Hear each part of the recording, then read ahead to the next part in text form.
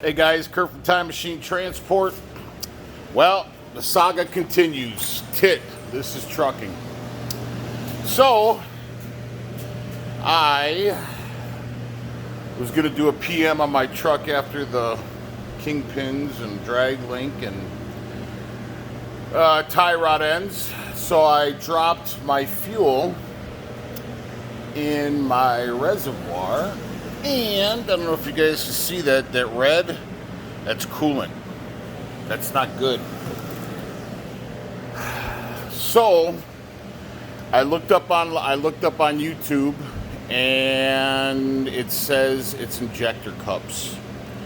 So I ordered the injection cups from Freightliner, $283 before tax, my cost. And I am going to attempt to do them myself. We had this is on a Detroit 60 series on a Century class.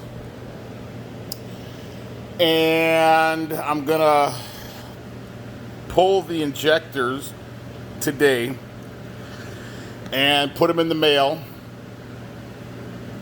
And a guy it's called Quality Injection Systems or something like that, out of Oakdale, California, Don. I got his number off of another video I was watching, and I called him, and he specializes in Detroit 60 series, or Detroits. So my cost, Freightliner wanted $359 a piece for remanufactured injectors. Times 6, it was like about $2,400 or something like that with tax.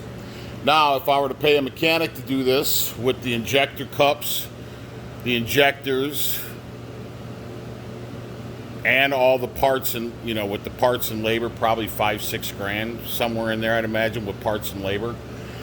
So anyways, that's why we have a shop, and that's why I like to learn stuff. I am not a mechanic. I don't pretend to be a mechanic, but I like to figure out stuff if I can. So I watched probably 20 videos on how to do injectors, some good, some not so good. The majority of them were not so good. They weren't explaining what to do. But there is one guy, Gordon Robertson, that he was doing a motor overhaul, and you guys should go over and check out his channel. The guy seems like he knows what he's doing, and he can figure out just about anything. So anyways, so I'm going to pull my injectors today, and as I'm painting up the truck, I finally got my visor done, and this is just, it just takes the wind out of the sails, man. It really does. And I could have just had a mechanic do them, my guy Max. However, what am I learning at the end of the day? Really, what am I learning? I'm learning nothing. So I am going to have Max. I am going to pay him his trip charge to come out here. He's got a small shop, and he's got a roadside service truck. So I am going to pay him to come out here. It's like $85 for the trip, and then $85 an hour, which is cheap for a diesel mechanic. But I've known Max for a while, and he's done stuff for us. So anyways, so I will have him make a trip out here before I close everything up, just to verify that I did everything correctly, because it's quite entailed how you have to gauge the intake and the exhaust. You have to have a height tool for the injector height, a removal tool, and a installation tool for the injector cups. So I'm going to do parts 1 through whatever it takes, 8 videos or whatever, and I'm going to go over what I'm doing exactly. So I'm just going to start now. I have to pull all this. I got to pull the air. I mean, I don't have to pull the air cleaner. It's pretty accessible the way it is, but I'm not trying to work around this stuff, man, because I'm already new at it, and I'm already going to be frustrated. So I am going to pull the coolant. First thing you got to do is drop your coolant. That's the very first thing, is drop your coolant, because you don't want to do this with a full motor of coolant. And when I was asking people, I was trying to get a hold of some people that I knew mechanic-wise, and one guy said, that's odd that you would have diesel in your fuel, but my oil's fine. My oil's as clean as it can be. And surprisingly, my coolant is perfect. There's no fuel in it. It doesn't smell like fuel. There's no fuel in there. You can definitely tell where there's fuel and coolant, like I just showed you in that bucket. So I don't know if it, so what happened was the truck sat for a while in the shop while I was working on everything, and when I started up, it was a hard start. She started up at first, then she died. And then I was turning the key, and she's just like, and she's puttering, and she's not wanting to start. Finally, she started, and there was smoke everywhere.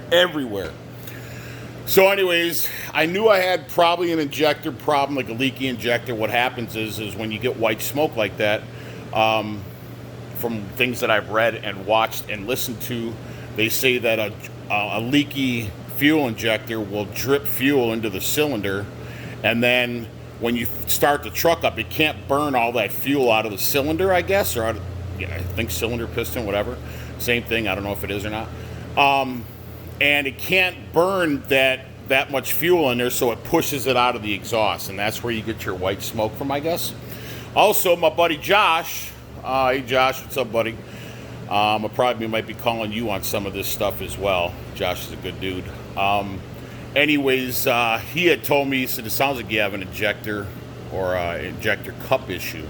And you had called it straight on the head when I had that broken manifold, when I had to have it repaired over in Missoula, Montana, at 3D's mechanic shop over there in Missoula.